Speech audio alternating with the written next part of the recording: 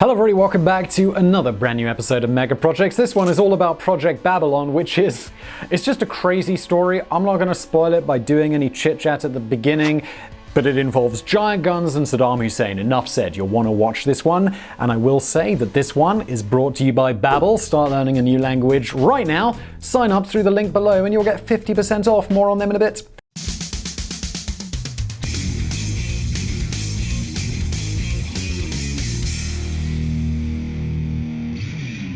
This is a tale so preposterous, so bizarre, you couldn't make it up. Saddam Hussein's Project Babylon has everything you need for a rip-roaringly good yarn. I told you you'd want to watch it. A supergun, an arms dealer, a dictator, and an unsolved murder.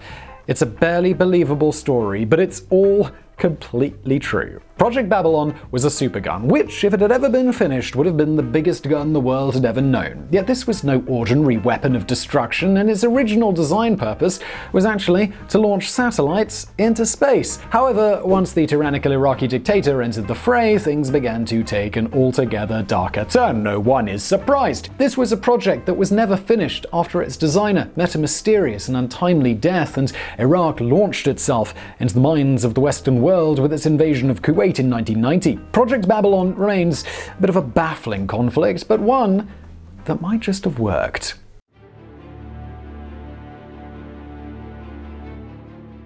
When we say supergun, we tend to think of images of science fiction devices long in the future. But the truth is, they've already been around for a while. World War I saw the use of what we would consider the first truly super guns. Germany's Big Bertha howitzer, though small compared to what we are coming to, was a little monster during the war. It had a 42cm, 17-inch caliber barrel capable of launching projectiles 9.3 kilometers, that's 5.7 miles. But that was nothing compared to what arrived in 1918, which came to be known as the Paris gun. The vast gun used to shell the French capital was more about psychological warfare than real damage. Its 34-meter, that's 112 feet barrel length, was easily the longest ever produced, and it was capable of shelling targets 130 kilometers away, it's 81 miles. But size is not everything, and the Paris guns were not, in fact, a great success due to their small payload and their lack of accuracy. World War II again saw Germany roll out some true beasts, notably the Titanic Schwerer Gustav, the largest caliber rifled weapon ever used in combat, with a barrel measuring 47.3 meters, 155 feet in length. And we've done a video all about that on Mega Projects. It was one of the early ones. Go back and check it out, not until you're finished with this video, because I need your sweet watch time. While most know about the V1 and V2 rockets that sailed over the English Channel between 1944 and 1945, it was the experimental V3 which could have caused enormous damage had it ever been directed that way. The supergun, which was 130 meters in length and intended to be used against London, was only put into operation to shell Luxembourg after it was liberated. Peace came to the world in 1945, but that certainly didn't stop monstrous pieces of military hardware appearing during the Cold War.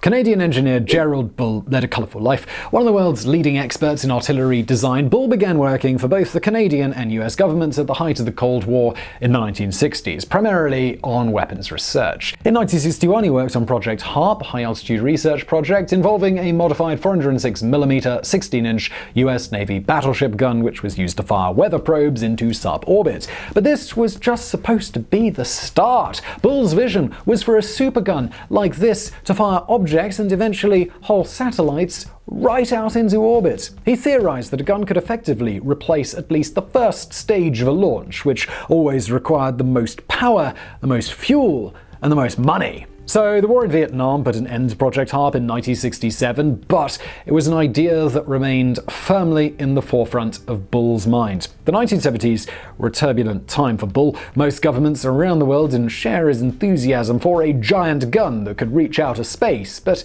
they were interested in his other expertise, his destructive weaponry. He set up his own company, Space Research Corporation of Quebec, which took contracts from both the US and Canadian governments to develop artillery technology. His GC-45 howitzer appeared in the early 1970s and was eventually used around the world.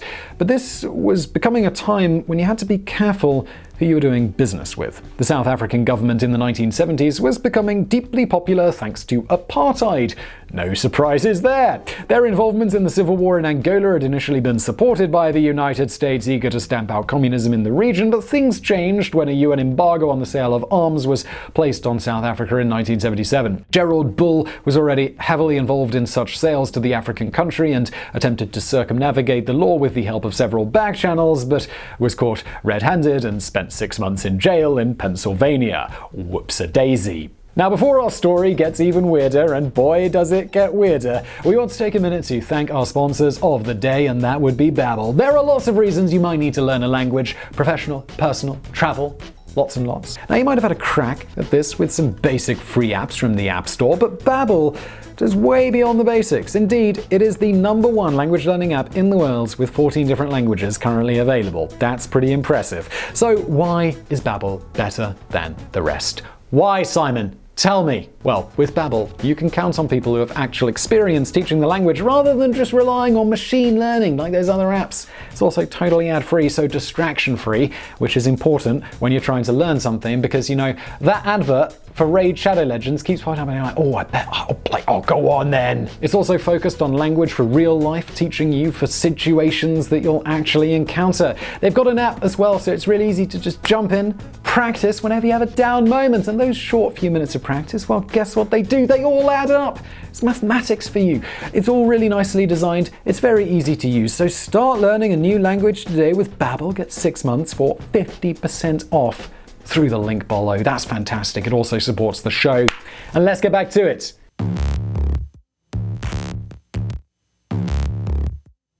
If you think a bit of prison time might have altered Bull's way of thinking, well, think again. Bull was fined $50,000 for arms dealing again shortly before leaving the North American continent for a new life in Belgium. He began developing weapons for China and eventually Iraq, and it was in the Middle East that he found a place to begin the development of what he'd always wanted: a space gun.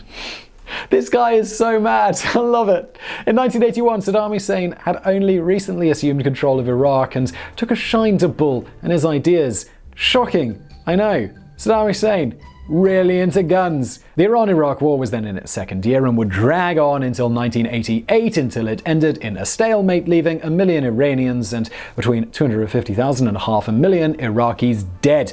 In terms of horrific wars with little logic and even less solid conclusions, that war is right up there. In 1988, Iraq paid Bull $25 million, $55 million today, to begin work on what would become Project Babylon, under the stipulation that he continued to work on more down-to-earth weaponry. Excuse the pun.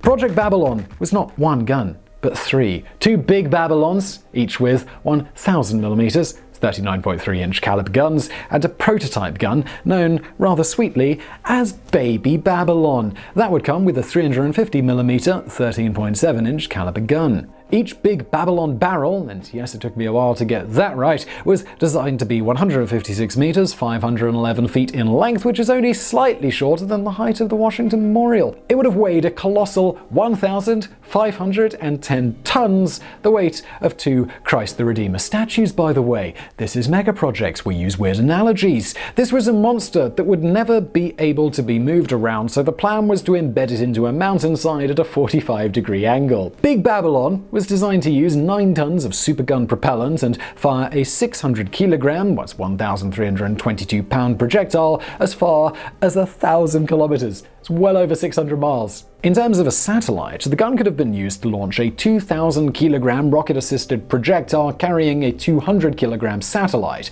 If this had worked out, it could have fundamentally changed how we send objects into space. The most obvious factor would have been the cost. Big Babylon would have cost $1,727 per kilogram, adjusted for inflation, to launch an object into space. Still not cheap, but compared to the $22,000 per kilogram that it costs NASA to launch a modern satellite using conventional methods, it would have been an absolute steal. Now, you're probably wondering just how interested in outer space was Saddam Hussein. Was Iraq on the verge of a space program that nobody knew about? And the short answer is, well, no. Almost certainly not. Project Babylon was developed with dual purposes. While Bull had seemingly managed to convince Saddam Hussein of the value of satellites, it's a little unclear exactly what the Iraqi leader planned to use it for. Was it just an almighty gun that he could shell his enemies with? Well, maybe. But it wouldn't have been a great idea. This would have been a gun quite difficult to keep under wraps. Its recoil force alone would total 27,000 tons, equivalent to a small nuclear device, and such a repeated force used in warfare seems unlikely. It would have made Big Babylon a relatively easy target, not exactly what you want when it's $25 million. Another possibility, which only came to light after the defection of an Iraqi general to Jordan, was that Project Babylon was going to be used to blind spy satellites. The theory went, and this is very theoretical, that by exploding a shell in outer space close to an enemy satellite, it could spray a sticky substance over it and essentially blind it. That sounds a little out there to me, but with this kind of story, it totally does fit in. Baby Babylon was finished in May 1989 and installed on a hillside. Sorry, we can't be more specific than that. Tests began, which presumably went well because Bull began working on Big Babylon. Reports suggest that one condition Saddam Hussein placed on the continuation of the project was that Bull also worked on the country's Scud missile development, a condition that he agreed to. And this is where things take a bit of a dark turn.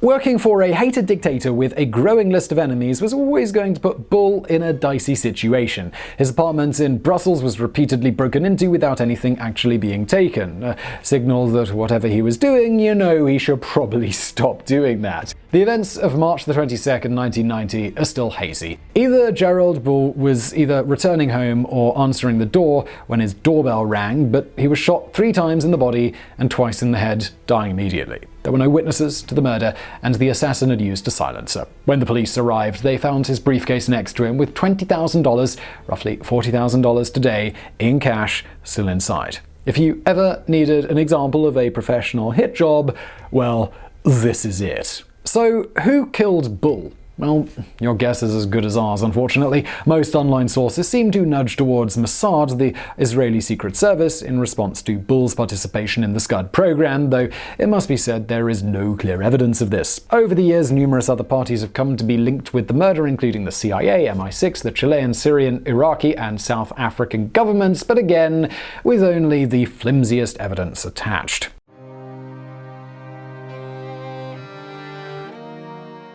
Now, there was one final twist to this ridiculously absurd tale.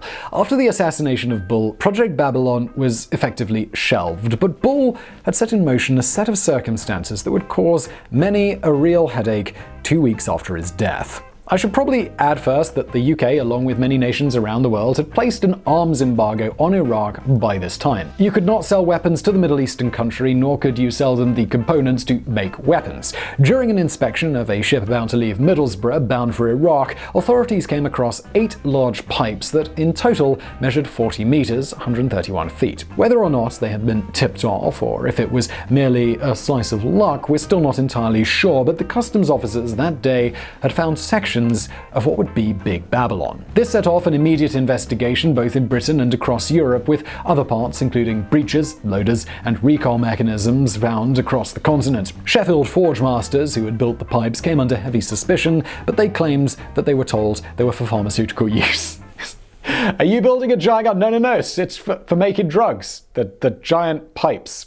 Yes. The incident set off a chain of events that eventually led to the Arms to Iraq affairs, which implicated the UK government in encouraging manufacturing companies to turn a blind eye to what some of these products they were making for Iraq could be used for. 4 directors of Matrix Churchill, a British machine tools manufacturer, faced trial in 1991 over the sale of weapons parts to Iraq, but it collapsed shortly after when the shady involvement of Her Majesty's government came to light. This was, of course, after the UK had participated in the First Gulf War against the man who, just a few years before, had been a good friend and, well, healthy weapons customer.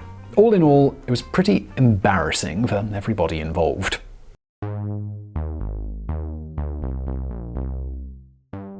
So that was the end of Project Babylon, but is that the last we've heard of the super space gun? Probably not. As entirely bizarre as this entire story is, a lot of the fundamentals behind it really do make sense. In 2009, a project called Quick Launch appeared on the horizon. The project was designed to use a hydrogen-powered gas gun that could fire fuel capsules to a depot in space, which could then be used for missions to the Moon or even Mars. Unlike Project Babylon, Quick Launch would be based in the ocean and have a barrel 1.1 kilometers in length and 3 meters wide. But before you get your hopes up, the project crashed and burned a few years after it was announced. While the numbers might add up and the costs would certainly be much lower once constructed, the world just doesn't seem to have the appetite for a supergun like this. Why do you think Saddam Hussein was the only taker? But who knows, maybe that crazy dictator was actually right. If we look a few centuries into the future when space travel is much more common, it's highly unlikely that the same methods we use now